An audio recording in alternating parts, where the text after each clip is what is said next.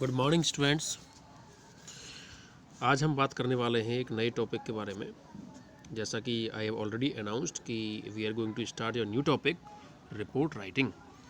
Report writing आज का topic है बच्चों, तो ध्यान से समझना है, बहुत अच्छा है। आप 5 मार्क्स के लिए इसको एग्ज़ाम में फेस करते हो। CBSE में ये सेम क्वेश्चन 10 मार्क्स के लिए आता है, HBSE में 5 मार्क्स के लिए आता है। तो बात करते हैं रिपोर्ट राइटिंग की। रिपोर्ट का मतलब क्या है बच्चों? रिपोर्ट का मतलब होता है सूचना देना, फर्स्ट हैंड इन्फॉर्मेशन है, आप ये कह सकते हैं। अब आप कहेंगे सर नोटिस राइटिंग जो हमने 3 नंबर का मार्क्स का जो कंटेंट है, जो क्वेश्चन आपने प्रिपेयर किया है, तो नोटिस में भी यही होता है, नोटिस भी एक सूचना ही होती है। तो नोटिस और रिपोर्ट में डिफरेंस क्या है? देखिए, नोटिस जो होता है वो आपका आने वाली जो फ्यूचर कमिंग प्रोग्राम्स होते हैं, अपकमिंग जो प्रोग्राम्स होते हैं, अपकमिंग प्रोग्राम्स को आप कहते हो नोटिस। और रिपोर्ट का मतलब होता है जो पास्ट, यानी जो पास्ट में हो चुका है, जो घटना घट चुकी है, ठीक है, पास्ट इवेंट होती हैं ये, पास्ट इवेंट्स हैं। तो इस क्या कहेंगे हम डेफिनेशन में? It is a description of past events, programs and incidents. तो बेसिकली हम क्या करने वाले हैं, इसको हम 3 या 4 पार्ट्स में इसको हम डिवाइड कर सकते हैं। इसके जो, अगर आप टाइप्स की बात करें, रिपोर्ट्स की टाइप्स कितनी होती हैं, ये आपकी बुक में नहीं दिया हुआ है, लेकिन आपकी कन्वीनियंस के लिए, आपकी सुविधा के लिए हमने इसको इस तरीके से क्लासिफाइड किया है। इससे क्या होगा कि आपको समझने में बहुत आसानी होगी। ठीक है, देखिए सबसे पहला है गुड इंसिडेंट्स, अच्छी घटनाएं होती हैं।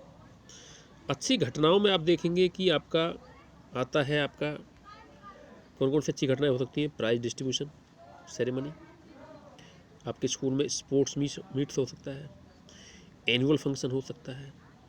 इसके अलावा आपने अभी देखा रिसेंटली हमारे स्कूल में ब्लड डोनेशन कैंप का भी ऑर्गेनाइजेशन किया गया है, तो ये भी आप इसमें ऐड कर सकते हो। ये अच्छी घटनाएं का मतलब होता है जो वेलफेयर के लिए प्रोग्राम्स होते हैं और वो घटित हो चुके हैं, वो पास्ट में हो चुके हैं 1 या 2 दिन पहले। ये आपकी इस कैटेगरी में आती है गुड इंसिडेंट्स में। अब बात करते हैं बैड इंसिडेंट्स की। बैड इंसिडेंट्स जो आप नहीं चाहते कि हों, ठीक है, वो घटनाएं जो होती हैं।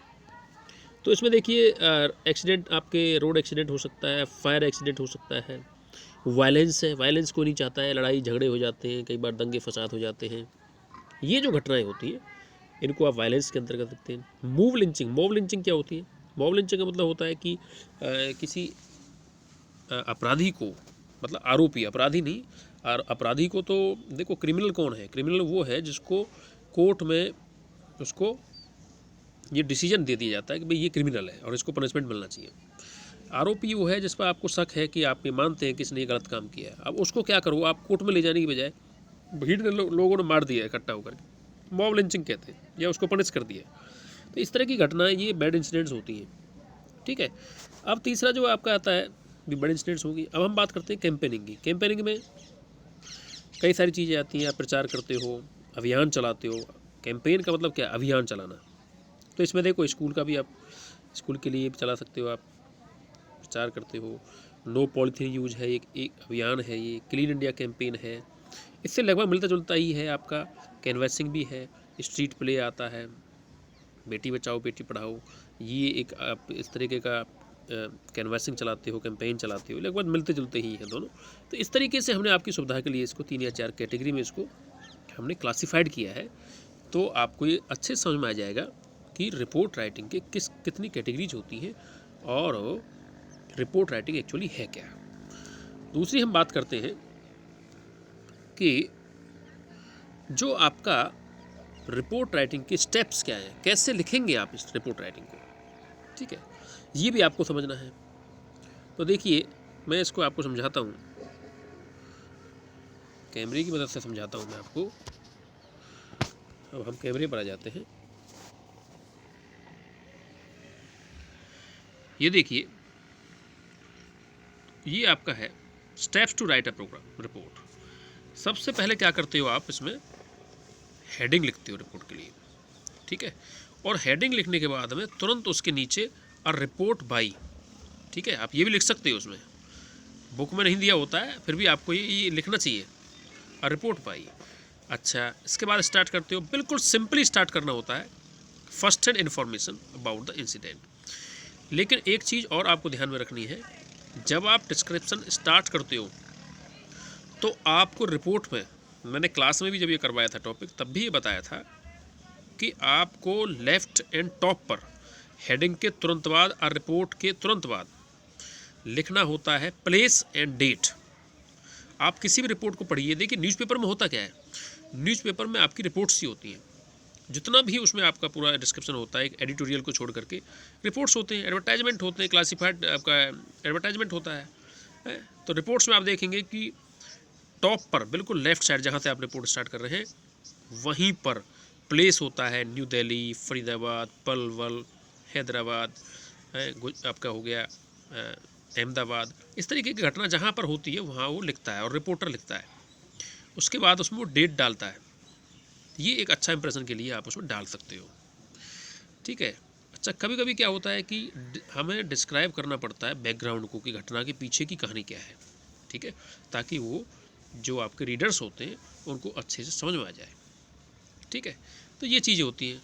हमेशा आपको क्या करना, रिपोर्ट में एक चीज़ ध्यान रखिए, थर्ड पर्सन का यूज करना है, कि वहाँ ऐसा हुआ, उसने ऐसा कहा, मौके पर पुलिस पहुँच गई, पुलिस ने इन्वेस्टिगेशन स्टार्ट कर दिया, तो थर्ड पर्सन में आप यूज कर रहे हैं, ठीक है। मतलब फर्स्ट पर्सन में ये होता है कि मैं ये कहता हूँ, मुझे ये कहना है, ऐसा नहीं होता है। थर्ड पर्सन इसका आपको उसकी लैंग्वेज रखनी होती है, ठीक है। तो ये एक डिस्क्रिप्शन है।